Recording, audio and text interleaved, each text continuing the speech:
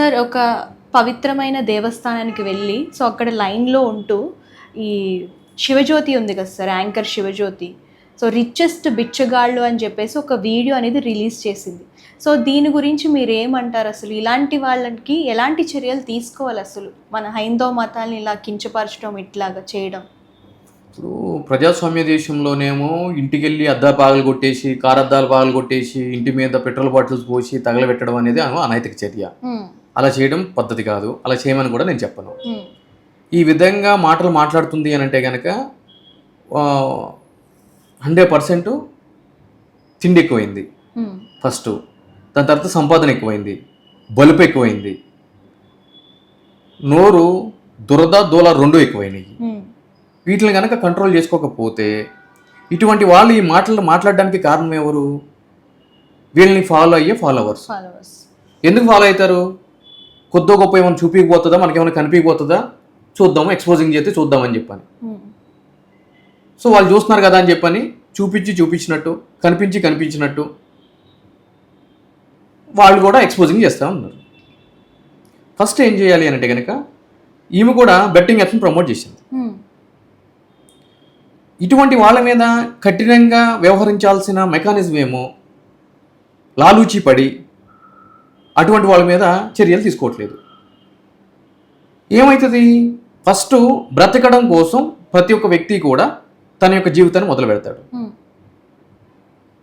Right are wrong, fortune వల్ల కొంతమందికి ఏమవుతుంది అంటే కనుక చాలా తక్కువ కాలంలో పై స్థాయికి ఎదగడం జరుగుతుంది ఆర్థికంగా. అప్పుడు ఏమవుతుంది అంటే కనుక కళ్ళు ఇక్కడ ఉండాల్సినవి ఏమవుతాయి అంటే కనుక ఇక్కడ ఎక్కుతాయి, పైకి ఎక్కుతాయి. అప్పుడు ఏమవుతుంది? ఇటువంటి పనులు అనేది చేయడం జరుగుతుంది ఒళ్ళు మర్చిపోయి. ఇటువంటి వాళ్ళకి శిక్ష ఏంటి అని అంటే కనుక దేవాలయాల్లో ఎక్కడా కూడా అనుమతి లేకుండా నిషేధం విధించాలి. అదేవిధంగా వీళ్ళు ఏం చూసైతే ఎగురుతున్నారో, ఫేస్బుక్ కావచ్చు, యూట్యూబ్ కావచ్చు, ఈరోజు నేను హైందవుణ్ణి, హిందూ ధర్మాన్ని తూచా తప్పకుండా పాటిస్తాను, వెంకటేశ్వర స్వామి అంటే కనుక నాకు నమ్మకం అనుకునే ప్రతి ఒక్క వ్యక్తి కూడా ఆమె యొక్క అకౌంట్ల మీద రిపోర్ట్ కొట్టాలి.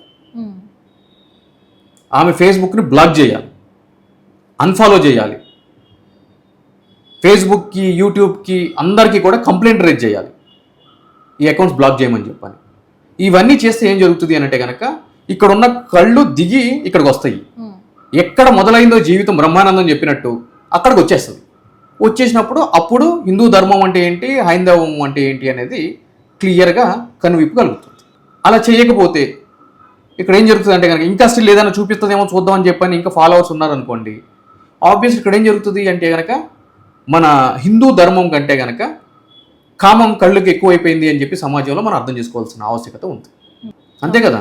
ఇప్పుడు సివిల్స్కి వెళ్ళేట వాళ్ళకి లెసన్స్ ఏం చెప్పదు కదా.